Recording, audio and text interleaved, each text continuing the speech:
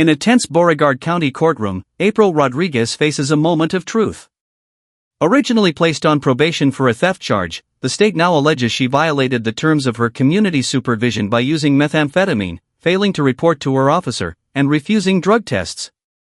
With her freedom and the custody of her children hanging in the balance, Rodriguez must plead to these violations.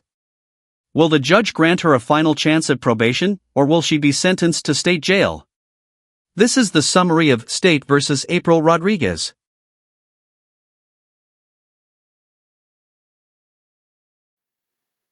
Court is calling 2020-23 CR 10719 State versus April Rodriguez. Can I have parties announce?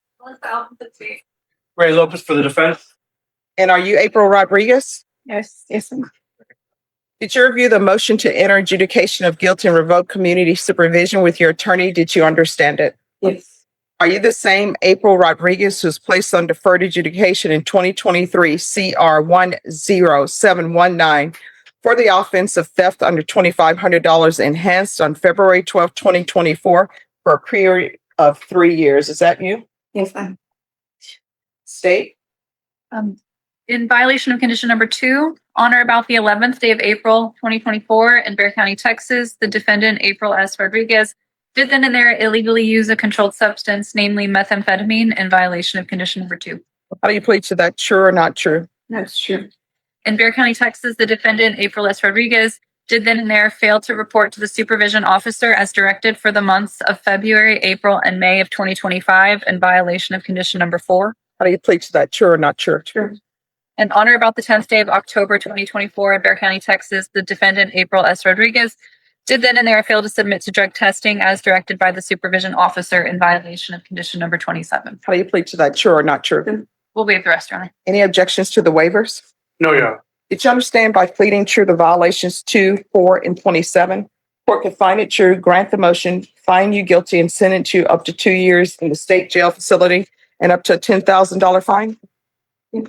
Knowing that, do you still wish to plead true to violations 2, 4, and 27? Well, do I have an option? Oh, you're going to plead not true, and then what will end up happening is we'll have a contested hearing. No, ma'am. So do you still wish to plead true to 2, 4, and 27? Yes, I do. Court will find 2, 4, and 27 true. Is there a proposed agreement? There is not, Your Honor. The state had originally recommended DDRF, but it doesn't seem as if the defendant would like it. So we're asking for revocation, given that there's nothing else that we can do with her. All right. And defense? Your Honor, we're asking for the court to extend her probation and to give her lifetime recovery as a condition for probation. And I can call her as a witness to testify about what's been going on with these violations. Would the court like the court summary? Any objections to the court review and court summary? No objections, Judge. All right. Could you raise your right hand? Yes, ma'am. Do you solemnly swear affirm the testimony you give will be the truth and nothing but the truth, so help you God? Yes. All right. You can lower your hand, state your name for the record. April, that's right. All right. You may proceed, defense. Thank you, Your Honor. Ma'am, when you were not reporting, what was going on with you during that period of time?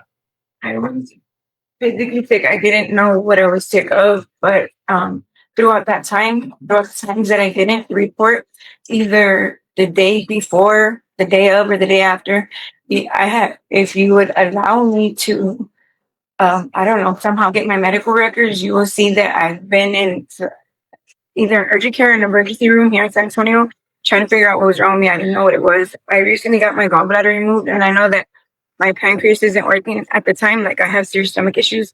Anyhow, so that's what was going on.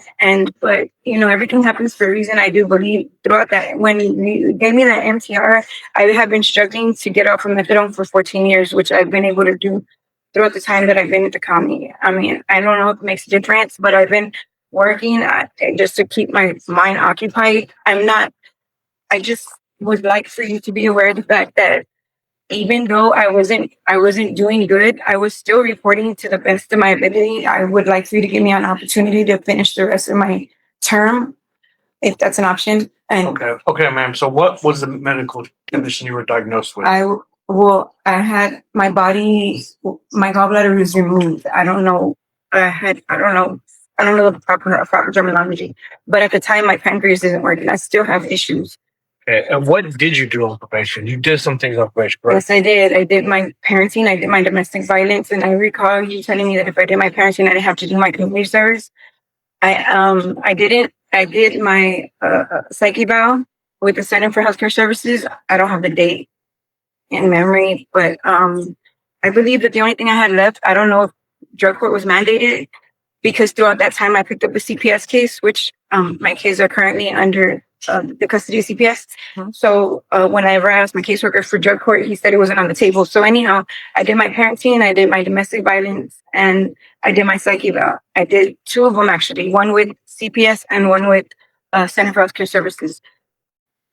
Do you have any prospective job employments or sources of income, or how are you going to support yourself if you are returned back to probation? Well, I'll get a job. I don't have a warrant anymore. I have an ID. You know, that's something that I've been wanting to do for the longest time, but I haven't been able to, simply because at first I had a drug problem. Second, I had a warrant, but that's not the case anymore. Last one, Judge.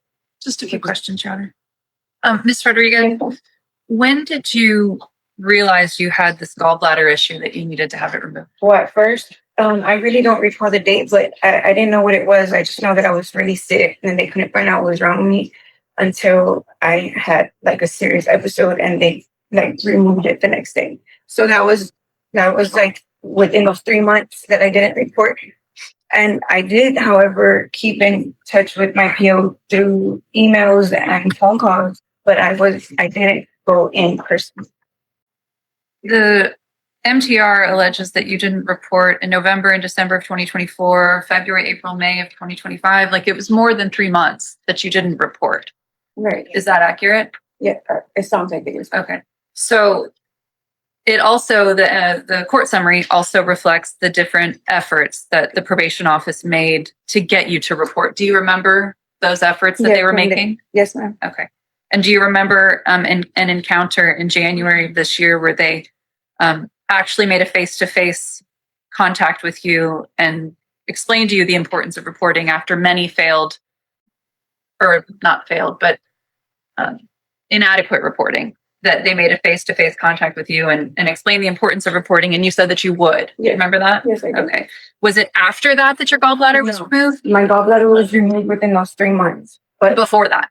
yeah. Well, Okay. however, I didn't get right because now I have an issue with my pancreas, which is why anyhow, that's what was going on. Okay. And during that time, you had some positive UAs for amphetamines. So were you still using? Those positive amphetamines was at first. I took the time that I was in the hospital, which was like consistent to be able to not, it was easier for me to stay off of drugs and to get off of drugs. I don't know if that makes sense, but when I got out of the hospital, I wasn't on them anymore. So I didn't ever go back. I was just trying to get my stomach issues situated. And so why did you refuse to go to DDRF when it was originally recommended? I don't, DDR, well, because at the time right now, I'm appealing an eviction. I only have 6 days before I lose my home, and I have to the end of the month before my kids get adopted out. So I would really like to work on that. And I can go wherever you want me to go if I could possibly save my home and try to get my kids back. Nothing further on. All right. Nothing further on. I have a question. Did you complete parenting classes? Yes, ma'am. I have my certificate on my phone in banking. Oh, so you didn't tell probation you completed parenting. At the time when I was talking to her, I hadn't completed it. I took it. Did you turn anything in showing that you completed parenting? I just recently completed it. No, ma'am. And then there's the positive UAs in March, April, and May. I just don't think you're a good candidate for probation.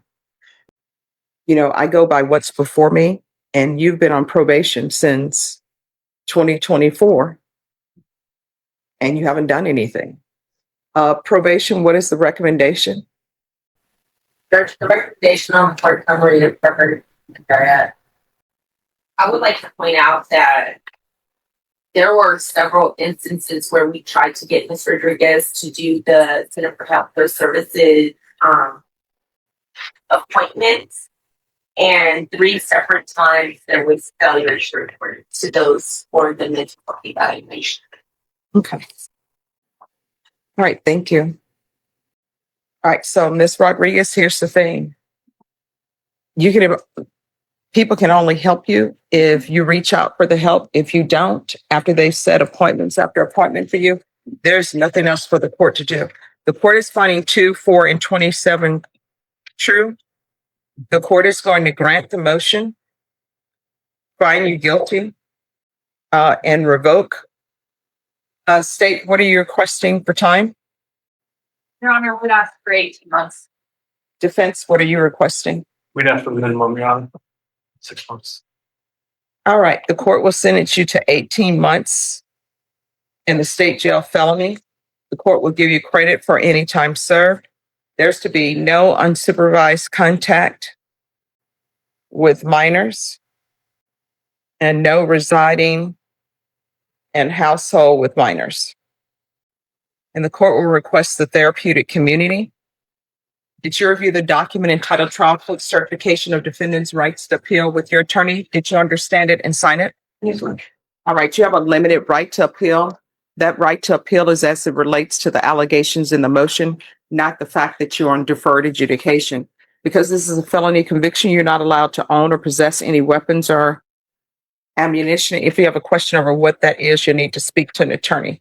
And I'm so sorry. There's also to be no contact with Walmart. And this was a part of her previous conditions. No contact with Walmart on Bandera Road.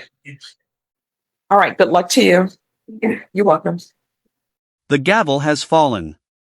Despite her emotional plea, where April Rodriguez cited severe health issues and a struggle to regain custody of her children, the judge found her explanations insufficient. The court ruled that her multiple violations, including drug use and a pattern of failing to report, demonstrated an inability to comply with the terms of her probation. Consequently, her probation was revoked, and she was sentenced to 18 months in a state jail facility. This case highlights the critical importance of strict compliance with court-ordered supervision and the difficult decisions judges must make between rehabilitation and accountability. Thanks for watching.